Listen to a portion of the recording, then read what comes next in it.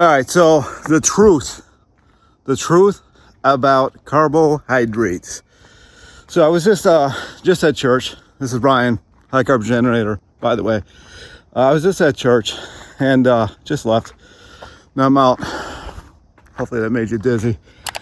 Now I'm out in the middle of the forest, and I'm thinking about this parable. You know, the truth will set you free. And I just wanted to list off a couple truths. So number one is during World War II, Potato Pete was going around in England, and it was keep your starch up to, have your strength.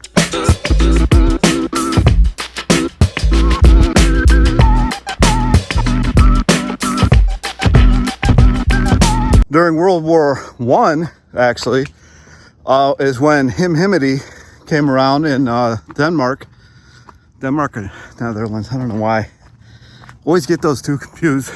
But he found that it wasn't the war that was causing people to have heart attacks, strokes, cancers, high blood pressure and all that.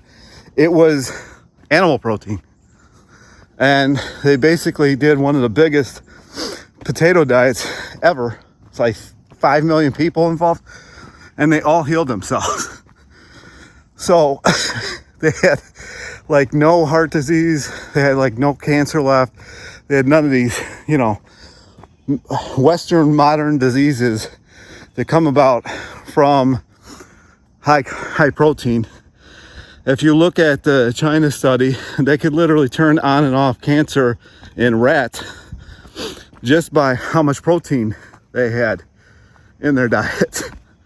It was something like over 20%, or maybe it was over 5%, I don't know.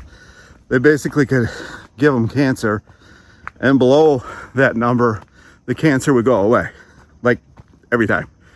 You got Kempner, another truth. He used sugar, water,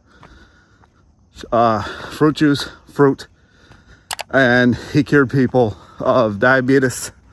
He cured people of obesity. He cured people of renal disease. He cured people of just about every single thing that you can think of.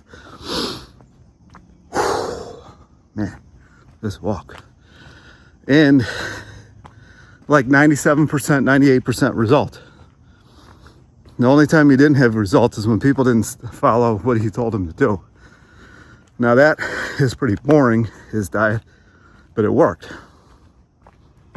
Then you got, for the war buffs, and I mentioned it in a few videos because I feel like I'm in the middle of Vietnam here with this humidity.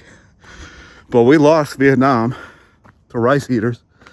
We almost lost World War II to rice eaters. If Oppenheimer hadn't made his little atomic bomb, we would have lost that. So think about that. Everybody, all these hardcore dudes saying, gotta have my protein. But you lost to rice eaters. Look at this straight hair here. Can you believe it? What is it thinking? So, just my... And in Germany, the word for starch means strength. If you go to Asia prior to 1980, prior to them adopting a Western diet, they were living on like 95% carbohydrates, and they were thriving. If you go to old dig sites, and McDougall talks about this a little bit, maybe I'll patch in the video here. And so what do we tell our friends and relatives who tell us that we're primarily meat eaters because we're hunter-gatherers, with an emphasis on hunter because that's the man thing to do, and gathering is the woman thing to do? That's a myth. Hunters and gatherers, the majority of their calories come from plant foods. Yeah. So that's a myth. Hunters and gatherers, the majority of all the calories that any hunting and gathering population gets comes from its plant foods. So that's what's most reliable. Meat is just too unpredictable. You can't rely on it. So kind of as a summary statement, as an expert anthropologist, you've spent your whole life studying the human diet and its relationship to teeth and bones and chemicals and genes and so on. Your conclusion is the human being is a Starchivore. The guy said that we're starchivores. Now, I don't know about the starch thing. I really think we're fruit people. Another truth is Genesis 1:29, eat all seed-bearing fruit. And when somebody's not feeling well, they're given a bag of sugar water, IV with sugar water in it. They're not given a bag of fat water. They're not given a bag of protein water.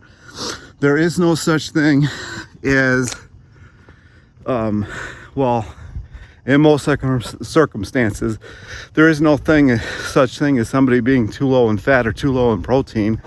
Rarely ever seen, if ever seen. I don't even know if there's a term for it. But you can find people hypoglycemic all the time. So that should tell you right there what you should be eating. Another truth is that the majority of the organs of the body run off carbohydrates. So if they run off this, chances are that's what you're supposed to be eating. Another truth is the body actually doesn't heal from what we eat. The body heals by itself. It doesn't need anything. So these people touting, have watermelon juice, you'll heal yourself. Well, it's total bullshit.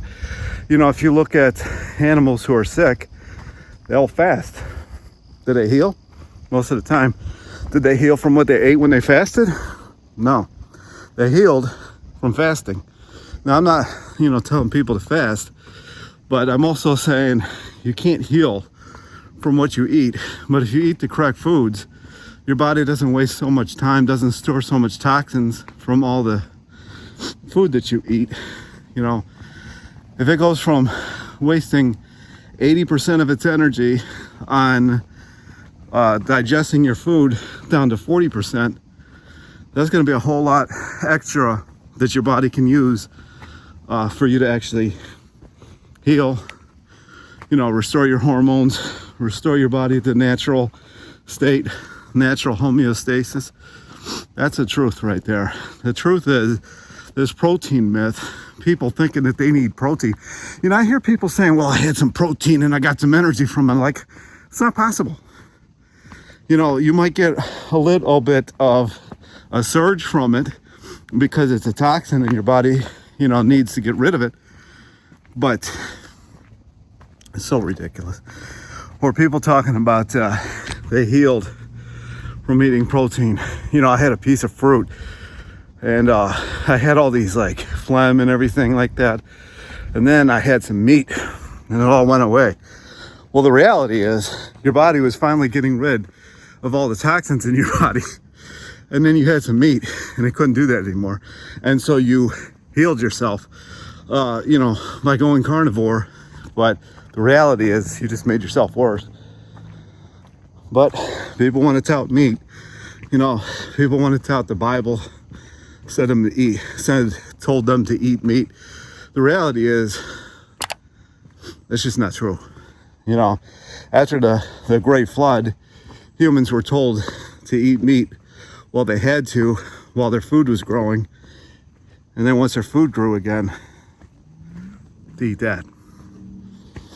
But they got a surge of energy and they didn't want to go back. But anyway, that's my 2 cents.